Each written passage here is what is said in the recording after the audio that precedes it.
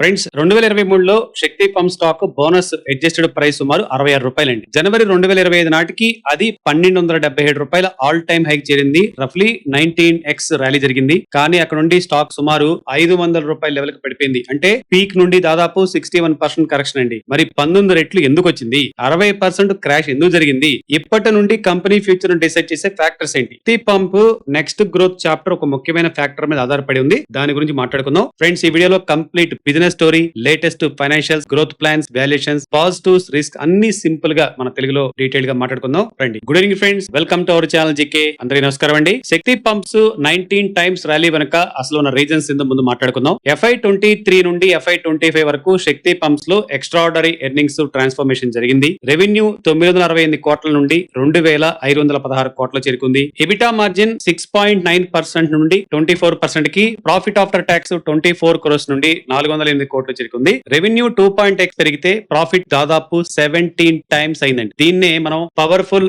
Operating leverage అంటాం. ఈ growth కి ప్రధాన క్యాటలిస్ట్ PM కుసుమ్ స్కీమ్ అండి. అగ్రికల్చరల్ లో diesel and conventional electrical pump స్థానంలో సోలార్ పంప్స్ ను ప్రమోట్ చేసే గవర్నమెంట్ ప్రోగ్రామ్ ఇది. Shakti pumps leading solar pump manufacturing కావడంతో భారీగా ఆర్డర్స్ వచ్చాయి. ప్రొడక్షన్ యూటిలైజేషన్ పెరిగింది. ఫిక్స్డ్ కాస్ట్ పెద్ద రెవెన్యూ మీద బేస్ అయ్యి స్ప్రెడ్ అయ్యింది. మార్జిన్స్ సింగిల్ డిజిట్ నుండి 24% వరకు చేరాయి. మార్కెట్ కూడా ఈ ఎక్సెప్షనల్ గ్రోత్ కంటిన్యూ అవుతుందని ప్రైస్ లో ఫ్యాక్టర్ చేసింది. అందుకే రూ. 66 స్టాక్ రూ. 1277 దాకా వెళ్ళింది. కానీ 24% మార్జిన్ సస్టైనబుల్ అనే ఎక్సెప్షన్ తర్వాత తప్పుగా మారింది మార్కెట్ కి. ఇక్కడ మనం ముఖ్యంగా మాట్లాడుకోవాల్సింది రూ. 1277 నుండి కరెక్షన్ 60% ఎందుకు జరిగింది అనేది మాట్లాడుకుందాం. Q4 FY25 లో ఎబిటా మార్జిన్ 24.6%, Q1 FY27 లో అది దాదాపు 9.6% కిందకి పడిపోయింది. అంటే సుమారు 1500 బేసిస్ పాయింట్ల మార్జిన్ కంప్రెషన్. ఇక్కడ ఇంట్రెస్టింగ్ పాయింట్ ఏంటంటే రెవెన్యూ పూర్తిగా కొలాప్స్ కాలేదండి. Q4 FY26 రెవెన్యూ 858 కోట్లు, Q1 FY27 రెవెన్యూ 859 కోట్లు. రెవెన్యూ అయితే స్ట్రాంగ్ గానే ఉంది, కానీ సేమ్ రెవెన్యూ నుండి వచ్చే ప్రాఫిట్ మాత్రం చాలా తగ్గింది. మార్జిన్ ప్రెజర్ కి ప్రధానమైన రీజన్ స్కీమ్ ఆర్డర్స్ లో lower selling realisation, higher raw material cost, increased logistic expenditure, capex కారణంగా హై ఇంట్రెస్ట్ అండ్ డిప్రిసియేషన్. అంటే బిజినెస్ వాల్యూమ్ స్ట్రాంగ్ గా ఉన్నప్పటికీ ప్రతి సేల్ మీద వచ్చే ప్రాఫిటబిలిటీ తగ్గింది. స్టాక్ కరెక్షన్ కి ఇదే ప్రధానమైన రీజన్. ఇక FY26 ఫుల్ ఇయర్ పిక్చర్ చూస్తే FY25 లో రెవెన్యూ 2516 కోట్లు, ప్రాఫిట్ ఆఫ్టర్ ట్యాక్స్ 408 కోట్లు, ఎబిటా మార్జిన్ 24% గా జరిగింది.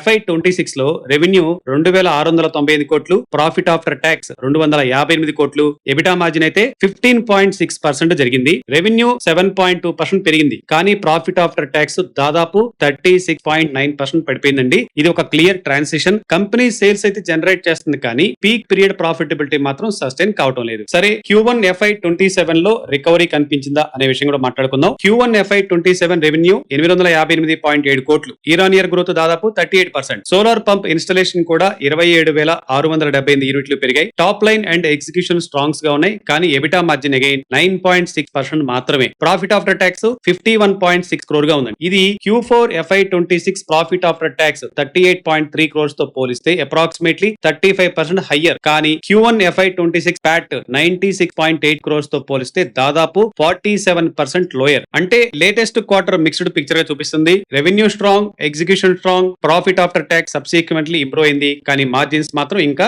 రికవరీ కాలేదు. నెక్స్ట్ మనం కంపెనీలో మాట్లాడుకోవాల్సింది COP కరెంట్ ఆర్డర్ బుక్ అండి. July 22, 2026 నాటికి మేనేజ్మెంట్ చెప్పిన దాని ప్రకారం ఆర్డర్ బుక్ అప్రాక్సిమేట్లీ 1000 crores. దీనిని నెక్స్ట్ 2 quarters లో ఎగ్జిక్యూట్ చేయగలమని చెప్పేసి మేనేజ్మెంట్ చెప్తుంది. ఇది నియర్ టర్మ్ రెవెన్యూ విజిబిలిటీ అయితే మనకి ఇస్తుంది, కానీ ఇన్వెస్టర్స్ గా మనం చూడాల్సిన main point existing order book execute చేసిన తర్వాత ఫ్రెష్ ఆర్డర్స్ ను వాటిని రీప్లేస్ చేస్తున్నాయా అనేది ముఖ్యం. ఆర్డర్ బుక్ కంటిన్యూస్ గా రీప్లెనిష్ కాకపోతే రెవెన్యూ గ్రోత్ స్లో కావచ్చు. Existing PM Kusum project completion time line March 31, 2027 వరకు ఎక్స్టెండ్ చేశారు. PM కుసుమ్ 2.0 పై గవర్నమెంట్ పనిచేస్తుంది, కానీ final structure, allocation, tender timing confirm అయ్యే వరకు ఫ్యూచర్ ఆర్డర్స్ ను గ్యారంటీడ్ గా రెవెన్యూ గా మనం కన్సిడర్ చేయకూడదు. గవర్నమెంట్ సపోర్ట్ అయితే పాజిటివ్ గా ఉంది, కానీ పాలసీ డిపెండెన్స్ మాత్రం రిస్క్ అని చెప్పుకోవాలి. కంపెనీలో మనం చేయాల్సిన next check point expansion plan అండి. శక్తి పంప్స్ ఫ్యూచర్ గ్రోత్ కోసం భారీ ఎక్స్పాన్షన్స్ ని ప్లాన్ చేస్తుంది. సెప్టెంబర్ 2027 వరకు అప్రాక్సిమేట్లీ 1500 నుండి 1700 కోట్ల క్యాపెక్స్ చేయాలనేది మేనేజ్మెంట్ ప్లాన్. ఇందులో 500 మెగావాట్ల DCR solar module facility, pump manufacturing expansion, 2.2 gigawatt integrated solar cell and module plant, green field Pithampur expansion and company solar pumps తో పాటు కొత్త సెగ్మెంట్ లో కూడా ఎక్స్పాండ్ అవుతుంది. Solar roof top, solar cells and modules, EV motors and controllers, inverters and VFDs, industrial pumps and retail and exports. Management FY29 నాటికి 5,000 కోట్ల revenue ambition గా పెట్టుకుంది. ఈ డైవర్సిఫికేషన్ సక్సెస్ఫుల్ అయితే PM కుసుమ్ డిపెండెన్సీ కాస్త తగ్గించుకోవచ్చు. కానీ ఇది మేనేజ్మెంట్ టార్గెట్ మాత్రమే అండి, గ్యారెంటీడ్ అవుట్కమ్ అయితే కాదు. నెక్స్ట్ టెక్ లో భాగంగా మనం వర్టికల్ ఇంటిగ్రేషన్ మార్జిన్స్ గురించి మాట్లాడుకుందాం. Company own solar cells and modules ని మ్యానుఫ్యాక్చరింగ్ చేస్తే ఎక్స్టర్నల్ సప్లయర్స్ పై డిపెండెన్సీ తగ్గుతుంది. మేనేజ్మెంట్ ఎక్స్పెక్టేషన్స్ ప్రకారం కంప్లీట్ బ్యాక్వర్డ్ ఇంటిగ్రేషన్ తర్వాత ఎబిటా మార్జిన్స్ లో అరౌండ్ 3% పాయింట్స్ ఇంప్రూవ్ వచ్చే అవకాశం ఉంది. రూఫ్ టాప్ బిజినెస్ లో అప్రాక్సిమేట్లీ 15% ఎబిటా మార్జిన్స్ ని టార్గెట్ చేసుకుంటుంది. కానీ యాక్చువల్ బిజినెస్ రావాలి అంటే బెనిఫిట్ రావాలి అంటే new capacity on time commission కావాలి, ఆర్డర్స్ రావాలి, కెపాసిటీ యూటిలైజేషన్ పెరగాలి, రా మెటీరియల్ కాస్ట్ కంట్రోల్ లో ఉండాలి అండ్ సెల్లింగ్ రియలైజేషన్ ఇంప్రూవ్ కావాలి. వెర్టికల్ ఇంటిగ్రేషన్ మార్జిన్ రికవరీకి ఆపర్చునిటీ అయితే ఇస్తుంది. అదే సమయంలో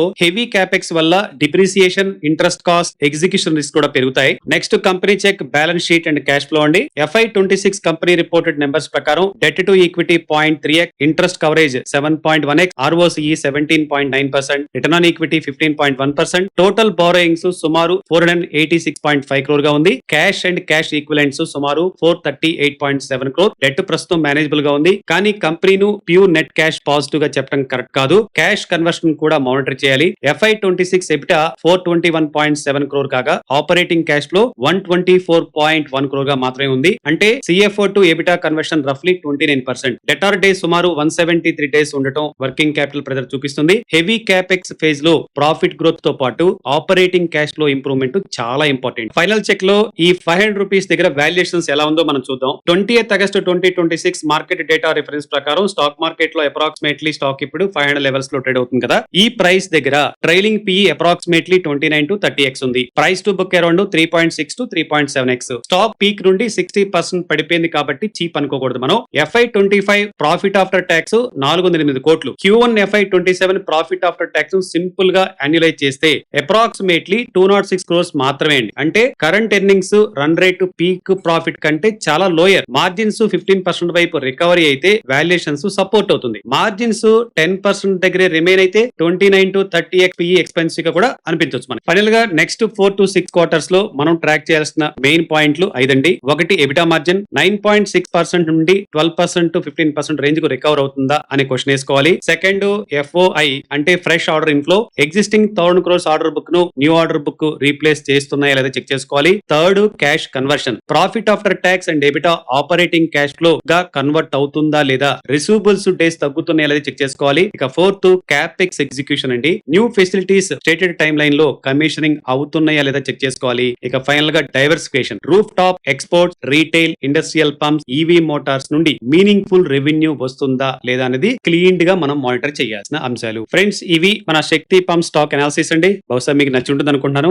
ఇంకా విషయాలైనా తెలుసుకోవాలనుకుంటే కనుక మన కామెంట్ లో చెప్పండి. ఫ్రెండ్స్, చివరిగా ఒక మాట, చాలా మంది మార్కెట్ లో ఈ డిస్కౌంటింగ్ బ్రోక్ యాప్స్ వల్ల సరిగ్గా ట్రేడ్ అండ్ ఇన్వెస్ట్మెంట్ చేయలేక డిస్టర్బ్ అయిపోతున్నారు. దీనికి అసలు కారణం సరైన research and analysis and risk profile based advisory support లేకపోవడమే. దీనికి పర్ఫెక్ట్ సొల్యూషన్స్ గా మనం MO రైజ్ యాప్ ని చెక్ చేసుకోవచ్చు. మన GK టీమ్ ద్వారా మీరు ఈ రీసెర్చ్ బేస్డ్ రైజ్ యాప్ ని పొందొచ్చు. పూర్తి వివరాల కోసం స్క్రీన్ మీద ఇచ్చిన నెంబర్ లేదా డిస్క్రిప్షన్ లో ఇచ్చిన లింక్ ద్వారా చెక్ చేయండి. ఇక దీంతో పాటు మన టీం ద్వారా స్పెషల్ గా stock SIP and mutual fund SIP సంబంధించిన పూర్తి వివరాలను కూడా మీరు ఫ్రీగా తెలుసుకోవచ్చు. Think big, start small, stay consistent, think long term, enrich your money with GK. Friends, ఇలాంటి detailed stock analysis, mutual funds, personal finance and market updates కోసం మన GK ఛానల్ ని సబ్స్క్రైబ్ చేసుకోవడం మర్చిపోవద్దు. Remember, no hype, no blind tips, only clear fact. Thank you for watching.